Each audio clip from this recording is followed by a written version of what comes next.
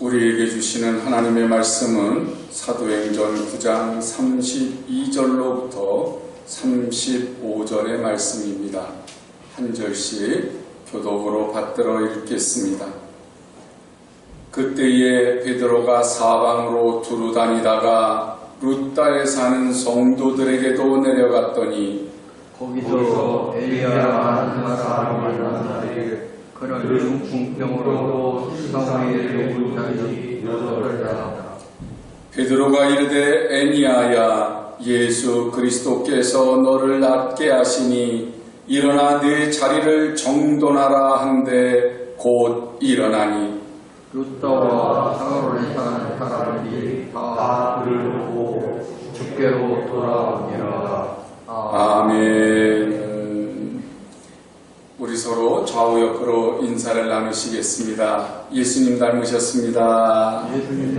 예수님 닮으셨습니다. 서로 축복을 한번 또 나누시겠습니다. 당신은 하나님의 복덩이십니다. 예, 당신은 하나님의 복덩이십니다. 이제 주님 앞에 한번 고백하겠습니다. 예수님으로 만족합니다. 예수님으로 만족합니다. 네, 예수님으로 진심으로 만족하시게 되기를 주님의 이름으로 간절히 축원합니다. 내일이 10월 10일이잖아요. 무슨 날인지 혹시 아세요? 저도 내일이 빨간 날로 이렇게 달력에 있어서 내일이 아마 한글날, 오늘이 한글날이니까 대체 공휴일인가 보다. 그리고 아무렇지도 않게 달력을 보다가 깜짝 놀랐어요. 10월 10일이 정신건강의 날이래요. 모르셨죠? 저도 몰랐어요. 그랬다가 달력을 보고 깜짝 놀랐어요. 야, 이런 날도 다 있구나. 정신건강의 날이 있구나. 그런데 정신건강의 날이 좀 있어야 될 것 같아요. 제가 지난 월요일 날은 이제 굉장히 바빴어요. 서류들을 준비해서 이제 대출 이렇게 연장하는 문제도 있고 또 다른 복잡한 일들이 있어서 여러 가지 일을 하고 있는데 그래 갑자기 문자가 하나 왔더라고요. 한 10년쯤 연락하고 그 10년이 지난 제가 생각했을 때 한 10년 이상 된 것 같아요. 서로 연락이 없었던 분이. 그런데 문자가 와서 아버님이 소천하셨습니다. 그리고 계좌번호가 찍혀 있는 거예요. 난감한 거예요. 갑자기 아버님이 소천하셨다니. 그래서 궁금해서 이제 그분을 잘 알고 있는 분에게 전화를 했어요. 나 이런 문자를 받았는데 혹시 받았어요? 그랬더니 그분이 하는 얘기가 저는 못 받았는데요. 그러니까 이제 이게 보이스피싱인가 보다. 그렇게 이제 마음에 확신이 있어요. 그래서 둘이서 이제 요즘 이자가 막 금리가 올라가니까 은행에 대한 이야기만 실컷 했죠. 어디가 싸? 어떻게 해야 돼? 적금은 들어야 돼? 뭐 이래가면서 요새 상품은 그냥 이렇게 저금하는데도 4%, 5%, 어디는 6%까지 이자를 주는 데가 있다는데 야, 그런 건 뭐야? 이래가면서 그 문자 하나 때문에 전화를 해가지고 다른 얘기만 실컷 한 20분 정도 떠들었어요. 그리고는 워낙 바빠서 하루 종일 이제 다른 일들을 보다가 다 서류를 정리하고 이제 그 다음날 일 볼 것까지 다 준비한 다음에 다시 그 문자가 생각이 났어요. 이거 진짜면 어떡하지? 근데 정작 본인한테 전화해서 묻기는 너무 애매한 거예요. 왜냐하면 너무나도 오랜 시간 동안 서로 소통이 없고 그랬던 분인데 또 아버님이 돌아가셨다는데 정말 이게 사실이냐고 그렇게 묻기도 애매해요. 그래서 또 다른 분에게 연락을 했어요. 그래서 물어봤죠. 나 이런 문자 받았는데 사실이냐고, 당신도 받았느냐고. 그랬더니 그 사람이 대답하기 자기도 받았대요. 그래서 이제 확인을 한 번 더 해보고 나니까 그래, 내가 이거 실수하지 않으려면 그래도 조의를 표하는 게 나을 것 같아. 그래서 그냥 조의를 표했어요. 사기 당해봤자 뭐 조의금 정도 사기 당했을 테니까 그냥 보내야 되겠다. 그리고 3일이 지났어요. 답장이 왔어요. 목사님, 기도해 주시고 관심 가져 주셔서 장례 잘 끝났습니다. 진짜인 것 같아. 그리고는 통화는 여태 아직 안 했어요. 제가 이렇게 그 짧은 일주일을 사는 동안에 이런 일들을 이렇게 당하고 나서 보니까 야, 텔레비전에서 뉴스에서만 나오는 보이스피싱이라고 하는 거 저걸 어떻게 저렇게 당하지? 그런 이야기들을 보면서 제가 그냥 좀 어리석은 건가? 그런 생각을 했었다가 또 이렇게 그냥 일을 당해보니까 이게 진짜인지 가짜인지 막 헷갈리면서 너무나도 사람 사는 게 복잡하다는 생각이 들었어요.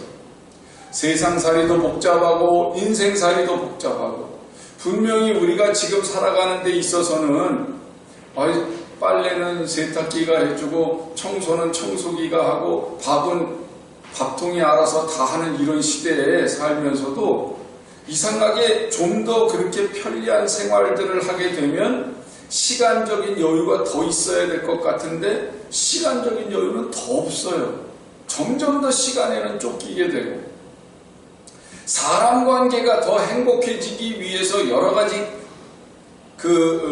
기계들을 만들어내고 그리고 여러 가지 상황들을 우리들이 좀 더 편하게 살아보려고 하는데 사람들의 삶은 점점 더 팍팍해져가고 인생살이가 너무너무 서로의 관계가 복잡해서 풀어나가기가 힘든 때가 한두 번이 아닌 때가 굉장히 많은 것을 보게 돼요.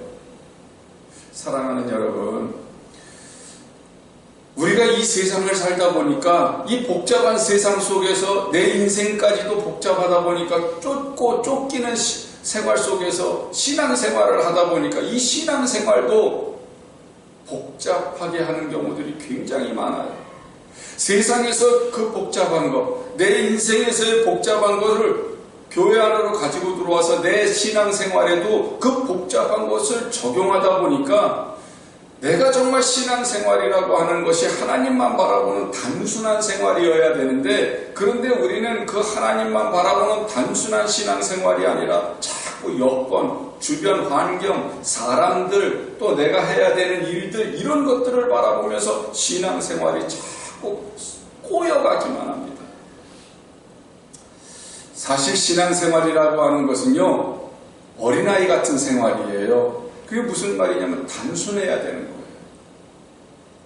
세상살이가 복잡하니까 내 인생살이가 복잡하니까 하나님만 바라보고 이 모든 것들을 정리하는 겁니다. 정돈하는 겁니다. 그런데 우리는 그 신앙생활을 하면서도 정리하지 않습니다. 정돈하지 않습니다. 오히려 내 주변의 세상살이나 인생살이를 정리하고 정돈하기보다는 교회 안에서의 더 복잡한 관계를 만들어내기 시작을 해요. 그러니까 신앙생활을 하더라도 행복하지를 않아요. 더 무거운 짐이 되어버리고 말아요. 주님은 분명하게 우리에게 말씀하시기를 뭐라고 말씀하시냐면 수고하고 무거운 짐진자들아 다 내게로 오라 내가 너희를 쉬게 하리라 그러셨거든요. 그런데 신앙생활을 하면서 이 수고하고 무거운 짐을 좀 내려놔야 되는데 이 수고하고 무거운 짐을 다 걸머진 채로 또 다른 짐을 또 그 위에다 얹으려고 하는 것이 우리들의 신앙생활이다 이 말입니다. 사랑하는 여러분, 우리가 살면서 얽히고 설킨 그러한 증오나 미움이나 또 다툼이나 경쟁하는 거나 이런 것들이요 다 신앙생활하면서 지금 주님 앞에 내려놔야 되는 것들이거든요. 그래서 욕심도 내려놓고 미움도 내려놓고 오직 우리가 가져야 될 것들은 주님의 마음, 사랑하는 마음만 가져야 돼요. 그래야 신앙생활이 행복해져야 되는 거예요. 오늘 우리가 본문 말씀을 통해서 하나님이 하시는 음성을 듣게 되기를 원합니다. 내 자리를 정돈하라. 이 말씀은 오늘 성경을 통해서 우리가 복잡한 세상살이, 복잡한 인생살이 또는 복잡한 신앙생활을 하는 것들을 우리가 다시 점검을 좀 해보시고 정돈하시는 시간이 되시기를 원합니다. 오늘 본문 말씀을 보면은요, 예루살렘 교회에 강력한 핍박이 들이닥쳤어요. 야고보가 순교를 당하게 되고요. 교회 성도들이 흩어졌어요. 사방으로 다 흩어져 버렸어요. 그 핍박을 하던 우두머리가 누구냐면 사울이라고 하는 청년이었어요. 그 청년이 다메섹으로 성도들을 찾아서 핍박하기 위해서 가다가 예수님을 만나고 회심을 하고 바울이 돼서 복음을 증거하는 자가 됐어요. 그렇지만 예루살렘 교회에 그 핍박이 멈추지 않았기 때문에 성도들이 교회에 모이지는 못했어요. 그러니까 베드로가 이 흩어진 성도들을 찾아다니면서 복음을 증거하고 신앙을 양육하기 시작을 합니다. 그래서 오늘 성경에 그때에 이루고 시작하는데 그 그때는 언제냐면 지금 성도들이 다 사방으로 흩어졌기 때문에 베드로가 찾아다니면서 하나님의 복음을 증거하고 성도들을 돌보고 양육하던 때에 그 말이에요. 그래서 베드로가 어디까지 가냐면 루다라고 하는 동네까지 가게 돼요. 그런데 그 루다에 가봤더니 8년 동안 중풍병으로 침상에만 누워있는 애니아라고 하는 사람이 나옵니다. 그때 베드로가 그 애니아에게 선포를 하는데요. 34절의 말씀을 보시면 베드로가 이르되 애니아야 예수 그리스도께서 너를 낫게 하시니 일어나 내 자리를 정돈하라 한데 곧 일어나니 그렇게 말씀을 베드로가 예수님처럼 중풍병자의 손을 잡든지 아니면 중풍병자에게 눈을 마주치면서 일어나라! 내 자리를 들고 가라! 이렇게 말을 했으면 얼마나 멋있었겠어요. 그런데 오늘 성경 본문 말씀을 보니까 베드로는 일어나라! 내 자리를 들고 가라! 그렇게 이야기하는 것이 아니라 예수 그리스도께서 너를 낫게 하시니 일어나 내 자리를 정돈하라 그렇게 말씀을 하는 것을 볼 수 있어요. 사랑하는 여러분, 베드로가 내 자리를 들고 가라 그렇게 말을 안 한다고 해서 낫지 않아서 그렇게 얘기를 하는 거겠어요?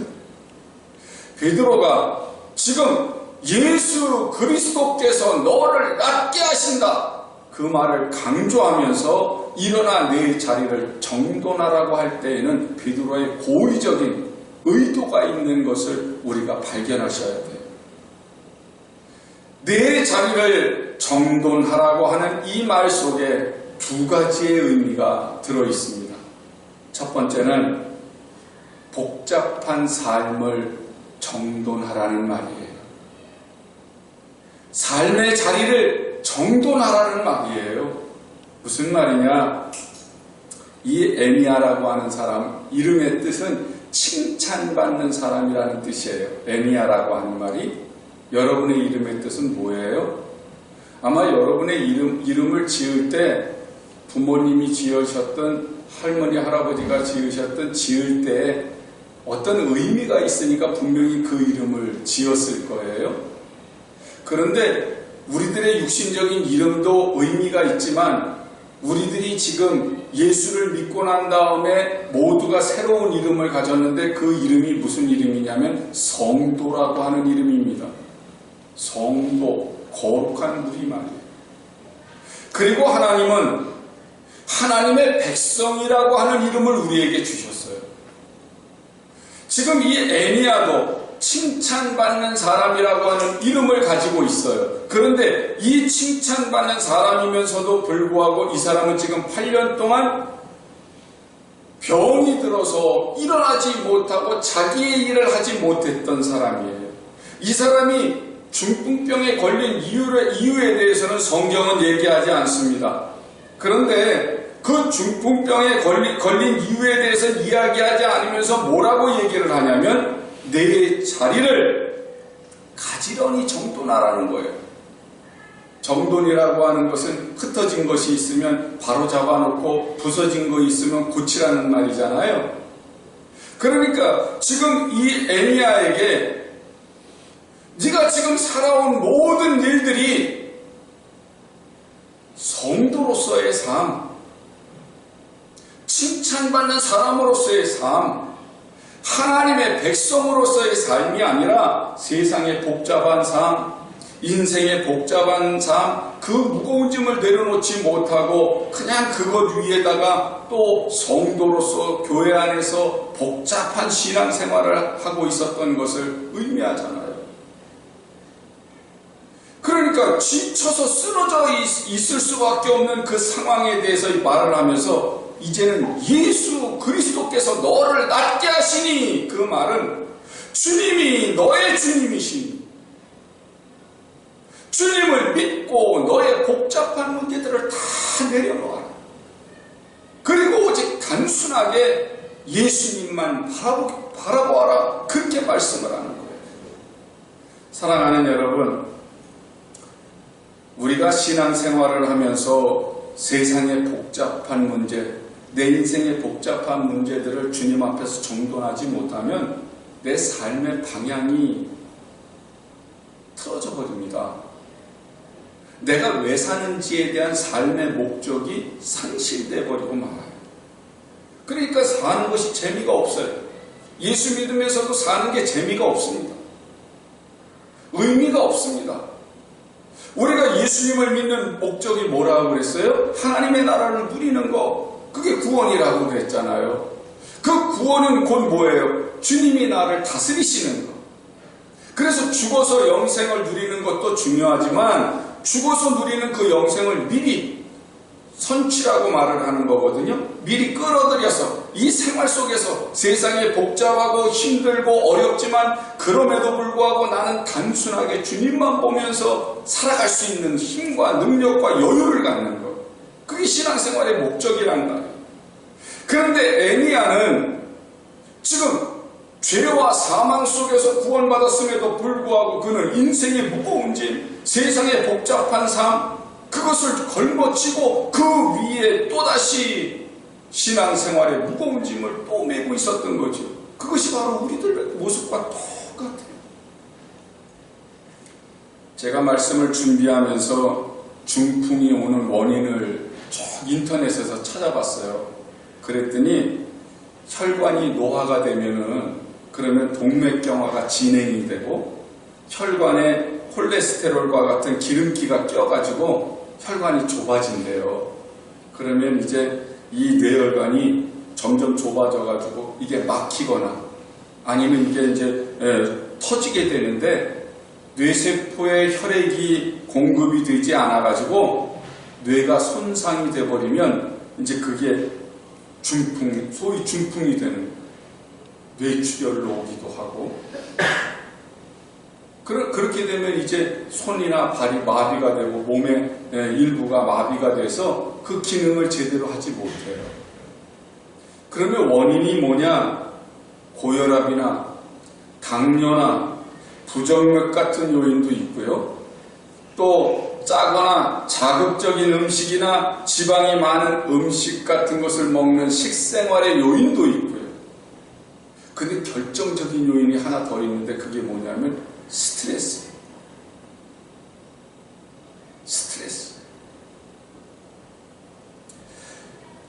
우리들이 가만히 보면은요, 이 세상이 다 우리의 육신뿐만이 아니라 세상이 중풍에 걸린 것 같아요. 이 세상이 말이에요, 마비가 되어 있는 것 같아요. 뇌가 손상되어서 마치 손발이 움직이지 않는 것처럼 이 나라의 정치가 그 모양이고요, 경제가 그 모양이고요, 사회가 그렇고 문화가 그렇고.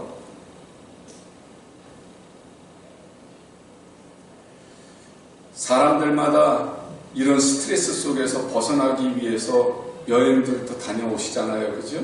연휴가 되니까 이제 여행들도 다녀오시고 아마 계획하신 분들도 계실 텐데 그리고 또 힐링하신다고 운동하시거나 자전거를 탄다거나 뭐 이렇게 이제 나름대로 스트레스를 푸시기도 할 거예요. 그런데 그렇게 스트레스를 풀고 나면 삶이 정리가 좀 되십니까? 삶의 목적이 다시 내가 어떻게 살아야 되겠다 정립이 되고 삶의 방향이 다시 잡혀지시나요? 오히려 오고 가는 길에 차 막혀서 더 스트레스 받으실 거예요. 갔다 오신 다음에 싸우지 않으면 다행일 것 같은데.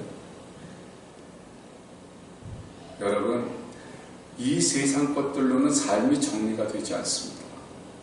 왜냐하면 복잡한 세상이고 복잡한 인간관계고 복잡한 내 인생이기 때문에 여기에서는 정리가 되지 않아요. 그래서 최후로 정리할 때가 언제예요? 죽을 때 정리하잖아요. 비로소 죽음을 앞에 두고 그때서야 정리하는 거 아닙니까? 그래서 내가 삶을 정리한다 그러면 사람들은 깜짝 놀라요. 죽을 줄 알고. 그러나 진짜 정리하는 자리는요, 죽음의 자리가 아니라 예수님 앞이에요. 하나님 앞에서 우리는 정리하셔야 돼요. 그래서 베드로가 뭐라고 얘기하냐면 예수 그리스도께서 너를 낫게 하신다는 거예요.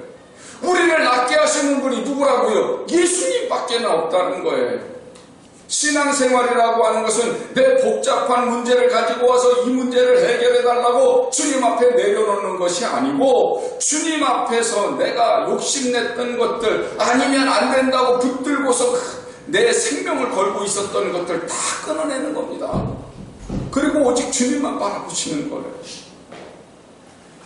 10월 1일자 국민일보에 보니까요, 정인찬 웨스트민스터 신학대학원 대학교 총장이 인터뷰를 한 내용이 있더라고요.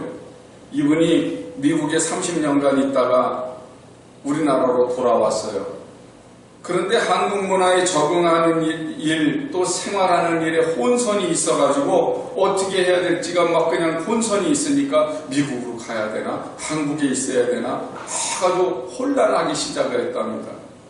얼마나 복잡하고 힘들었는지 심장병이 다 생겼대.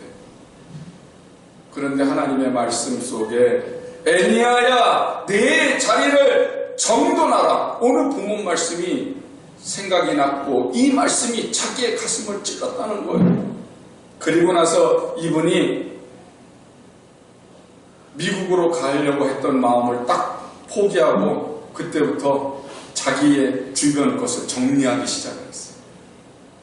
자기에게 왜 어떤 사명을 주셨는지, 내가 무슨 일을 해야 되는지, 내 인생에 무엇이 가치가 있는지를 다시 정리하셨답니다. 그래서 삶의 의미를 다시 찾고 선교의 사명을 가지고 그리고 이제는 자기에게 주신 사명을 감당하기로 했대요. 그랬더니 심장병이 나섰다는 거예요.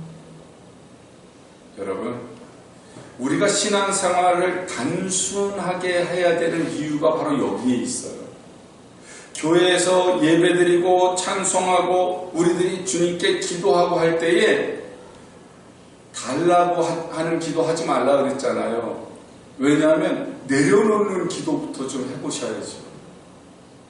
내 욕심도 내려놓고 내가 포기할 줄도 알고 그런 것들을 정리할 줄 아는 그런 기도부터 할 때 그 무거운 짐을 주님 앞에 내려놓는 것이고요. 무거운 짐을 내려놓을 때 더 행복하고 하나님께서 더 나에게 쉼을 주시는 그러한 은혜를 누릴 수 있게 되는 줄로 믿으시기를 원합니다. 아멘. 주님이 하신 말씀을 기억하셔야 돼요. 수고하고 무거운 짐진 자들아 다 내게로 오라 내가 너희를 쉬게 하리라. 이 말은 수고하고 무거운 짐을 다 주님 앞에 내려놓으라는 얘기예요. 그럴 때 주님께서 우리에게 쉼을 주시겠다고.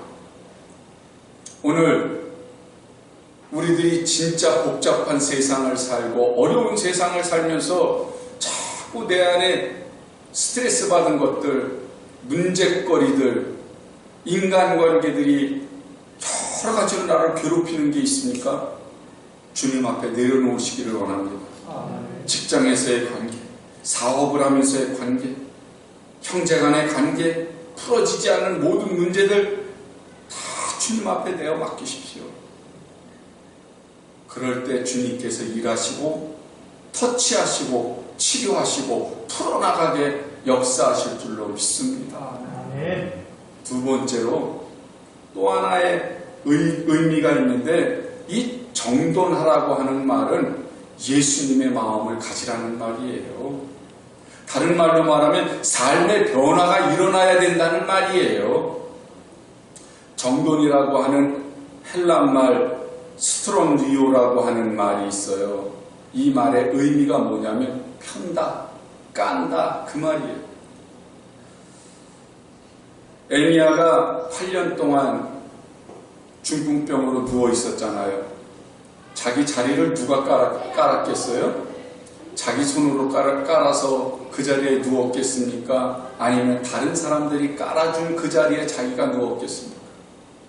이 엘미야는 8년 동안 다른 사람들이 깔아주는 자리에만 누웠던 사람이에요. 그런데 지금 베드로는 네가 네 손으로 깔으라는 거예요. 그런데 그걸 네가 누울 자리를 네 손으로 깔라는 얘기가 아니라 이제는 네가 다른 사람을 위해서 자리를 깔으라는 거예요. 이름값을 하라는 겁니다. 엘미야의 이름의 뜻이 뭐라고요?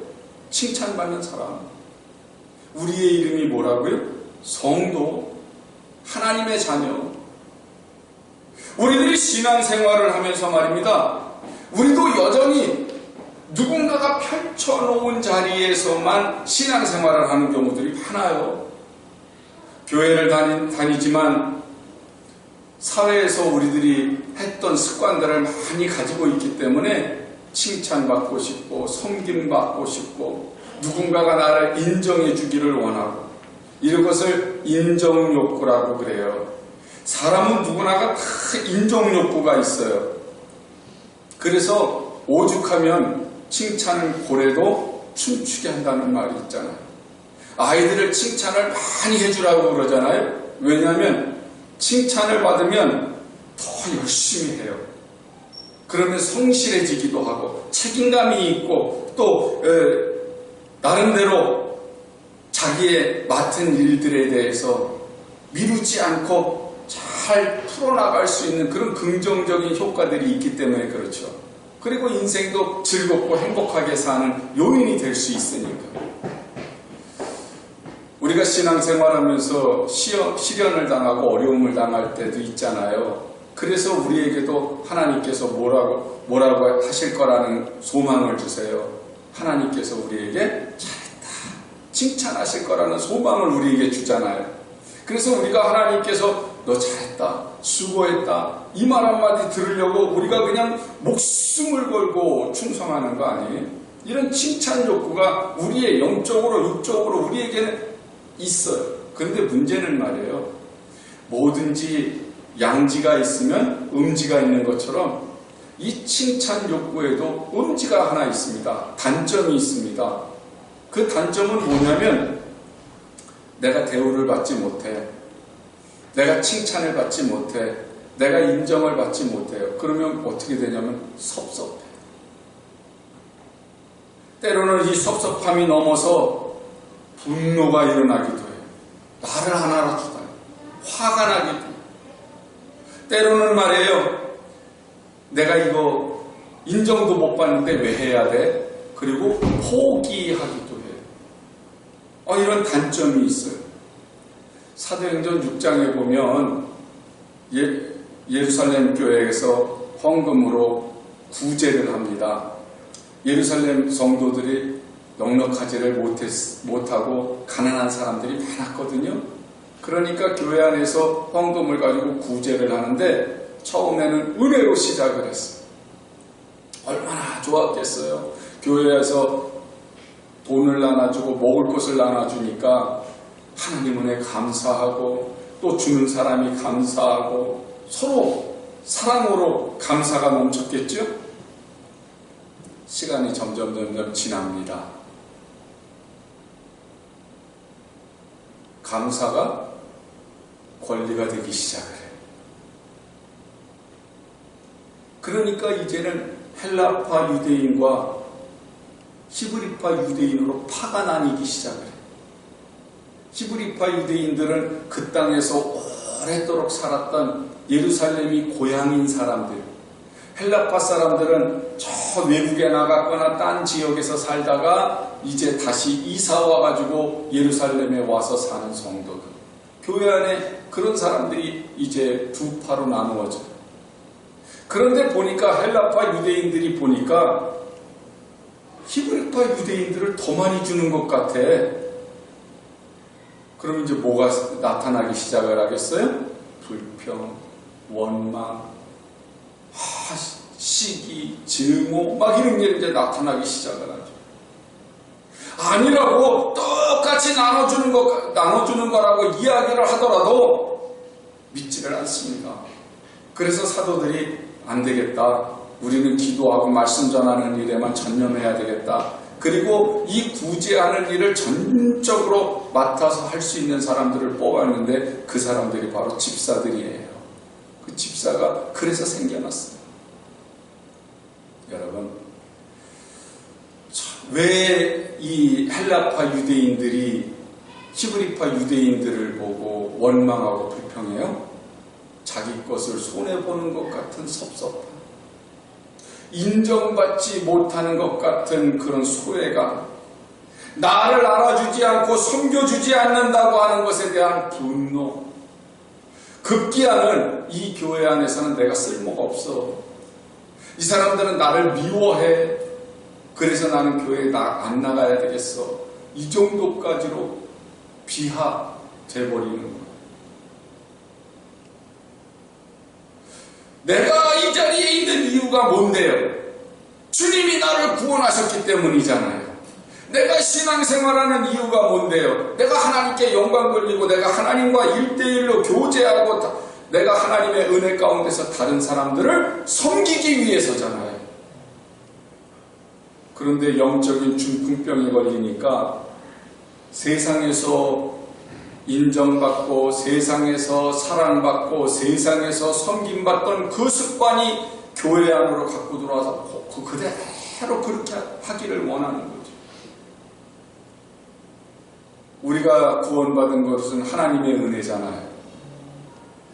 내가 지금 살고 있는 것은 하나님 중심으로 살아야 천국을 누리고 있는 거잖아요.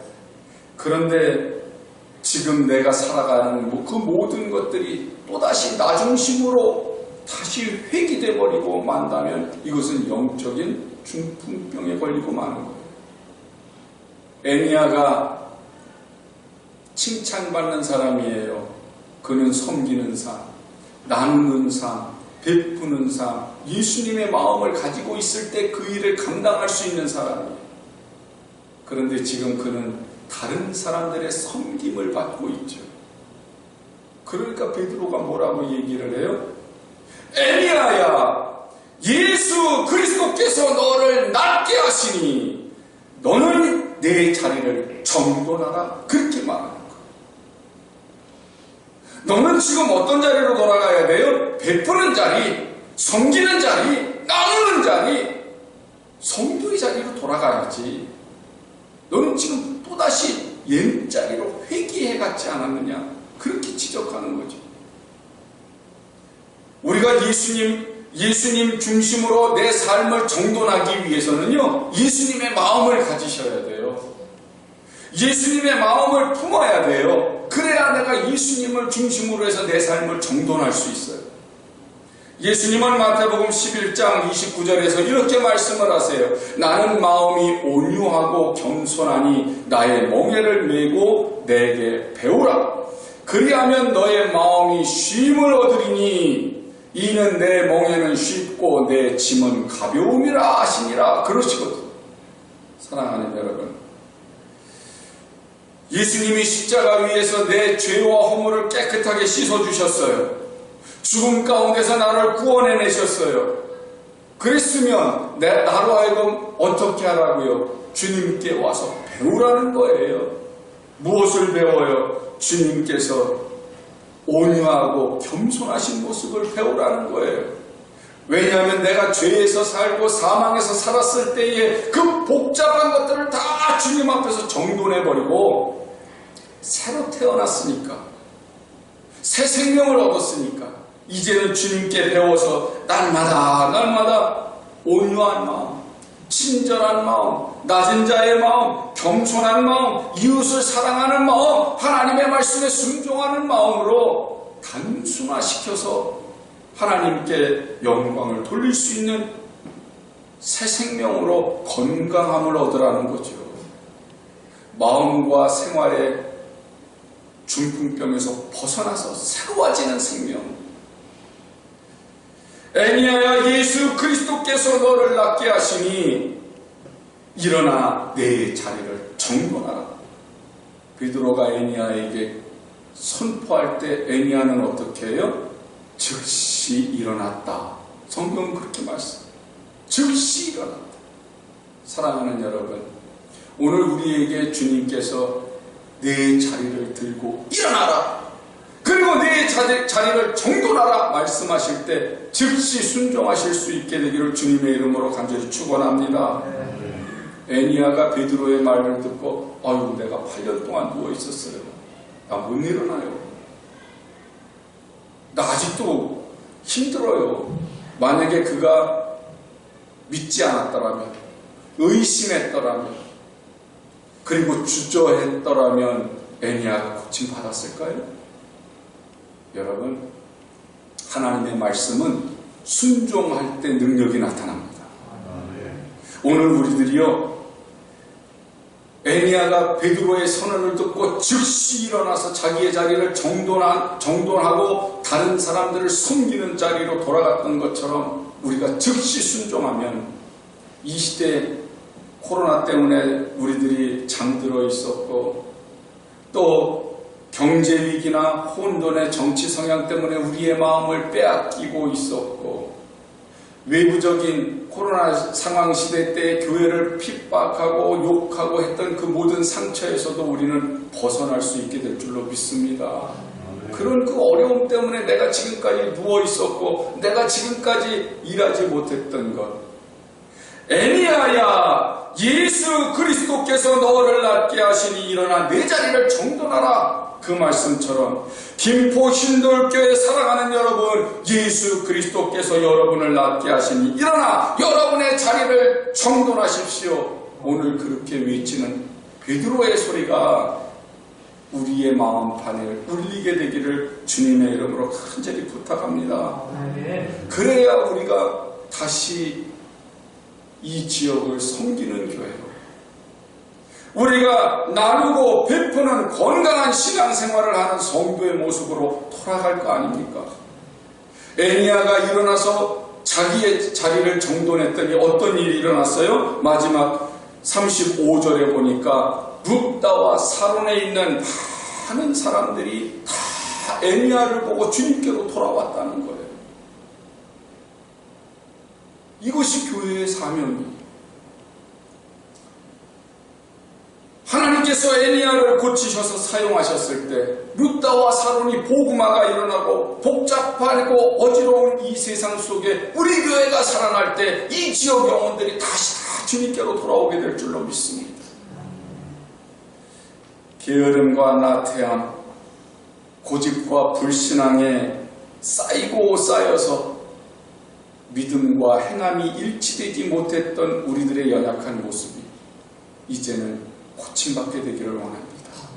그리고 하나님께서 우리를 들어 사용하셔서 다시 이 지역의 영혼들을 섬기는 자리, 예수님의 닮은 모습을 세상 사람들에게 보이는 교회, 그리고 많은 사람들에게 살아계신 하나님을 증거하는 향기로운 성도들의 모습을 보여주게 되면 주님께서 잘했다 칭찬하시는 역사가 여러분과 우리 교회에 차고 넘치게 될 줄로 믿습니다. 자리를 정돈하시고 주님께 최선을 다하는 모습으로 다시 일어서시게 되기를 예수님의 이름으로 간절히 축복합니다.